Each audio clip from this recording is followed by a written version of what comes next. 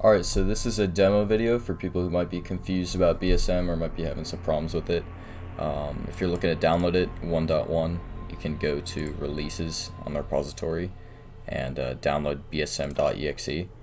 This is different than 1.0. I had a installer, which you didn't really need it because you could just run the executable now.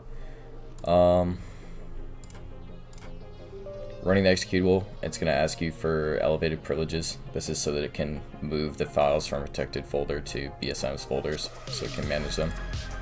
And basically, this is the UI when you first open it. There was a pop-up there that said that the file system was being created, because if you browse BSM data, it will install it to this directory, this being your username, but it needs a couple files to run, so it will build the file system there. So you only get that message the first time, or if you tampered with the files and it needs to recreate a file or something, it'll auto detect that and let you know that it fixed it.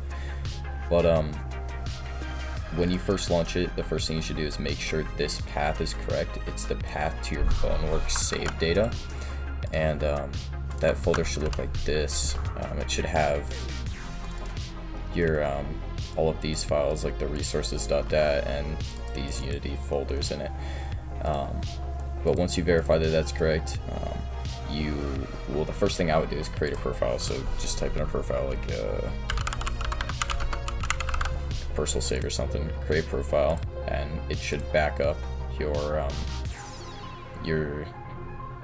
game to this profile automatically. So if I open BSM's folders, you see personal save. This is all of the data that was in my game right now.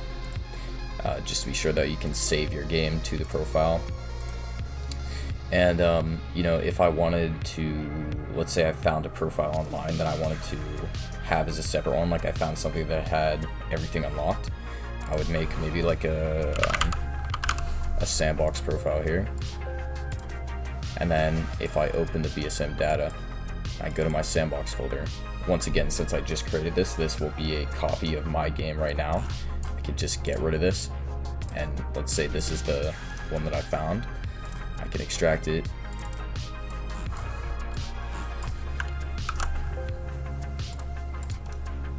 paste it in that sandbox folder,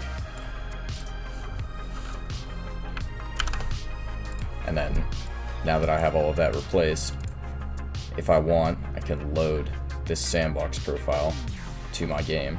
So I can load profile to game. It just confirm that you know what you're doing. And now I'm not going to launch it because I'm not going to put my headset on for this, but now your game should have the sandbox profile applied to it. And when you're done playing the sandbox, like let's say you unlock something, save to profile, it'll update the sandbox profile with your new data. And then I want to go back to playing personal. Select personal, load profile, back to playing personal.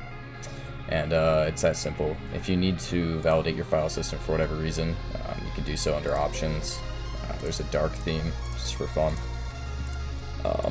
And then you can click this if you're having issues. It'll take you to the GitHub issues page. And that's really as simple as it is. If you, by any chance, open BSM and it says that it's out of date, that's because I've released a newer version on the GitHub, and it'll let you know if your BSM's out of date. And to combat that, you literally just delete your executable and then reinstall it.